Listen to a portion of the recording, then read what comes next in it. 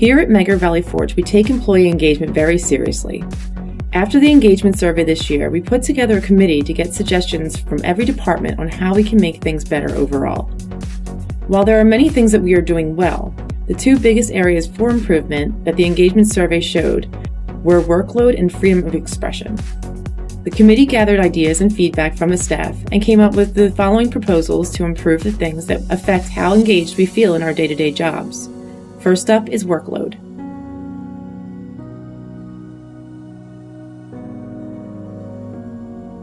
Assembly technicians need to have access to the latest revisions of drawings, as well as ECNs pertaining to the products they're building. Having email accounts would also make communicating important dates and announcements much easier. Right now, the process for getting an ECN, for correcting mistakes or making updates to assembly drawings or BOMs isn't very clear. Eventually, the techs would like to have a database or web function where they could submit a request for a change directly to engineering. In the meantime, we would like a form to fill out that can be given to engineering and tracked to start the ECN process.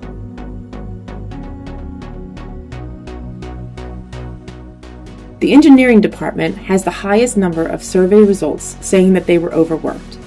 In addition to numerous projects, engineers are needed to assist with production-related issues. Right now, there isn't a system for getting assistance.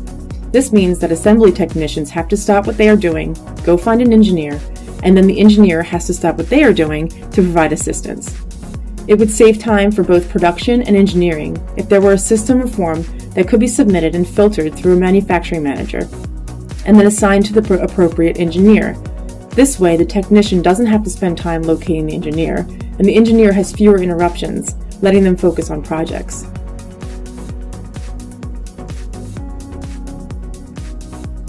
The engagement survey revealed that technicians often do not have the tools they need to perform their job. One of the reasons for this is that there are still some tools being used that are owned by the technicians.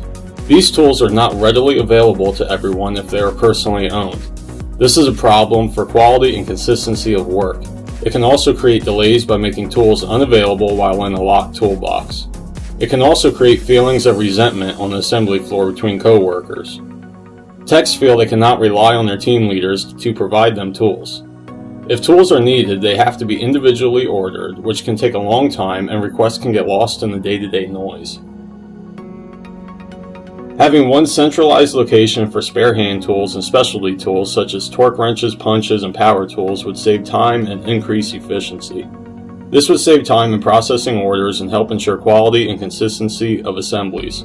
Additionally, there is no standardization as to what brand or style of tool to use. There are often large differences in quality of tools between techs. This can create feelings of being unequal or undeserving. A tool crib of shared tools would alleviate this issue.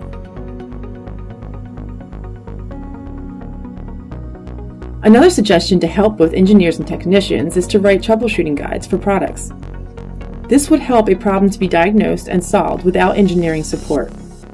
Troubleshooting guides would also help establish core competencies so that we know exactly what to expect of each technician as far as technical skills go. Now let's talk about freedom of expression. I want my identity hidden so I don't get in trouble from my supervisor, just like the reason I didn't do a survey. They know who you are. I'm not doing it.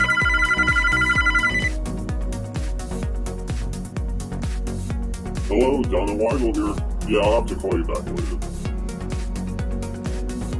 Talking about? Oh yeah, I don't want them to know who I am. I ain't doing it.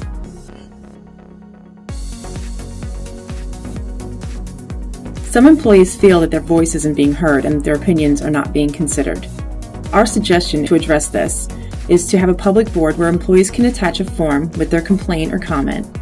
The management team can then write a response directly on that form, and whoever wrote the initial complaint can see that their comments have been acknowledged.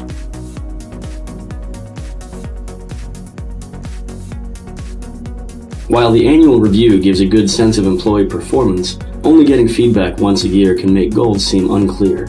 Some departments already have an informal 6-month review process, which helps track employee development and also gives managers a chance to share long-term goals more frequently. Every department in Megger has its own challenges. What makes it harder is that some departments are very closed off. We suggest making departments more transparent to everyone in Megger so that everyone can offer suggestions to work more efficiently. In order to promote communication and cooperation inside a division, time can be set aside on a monthly basis to have a team meeting. This would be an informal setting where employees in a department can meet and discuss issues, with a facilitator to keep the conversation in a productive direction. These meetings could also include the department manager as supervisor, if the department wants. The work schedules at Megger are very flexible and accommodate employees as much as possible. However, some seem to be more flexible than others. If these policies were known throughout the building, it would make them seem less arbitrary and prevent employees from being resentful. While the organizational chart is always kept up to date, it can still be unclear who is making decisions in the absence of a manager or supervisor. In order to make sure tasks will get completed, employee roles should be better defined. These are the suggestions the committee has come up with so far, and some of them are already being implemented. The team is ready to help the management and staff continue to improve engagement so that we can all keep the power on together.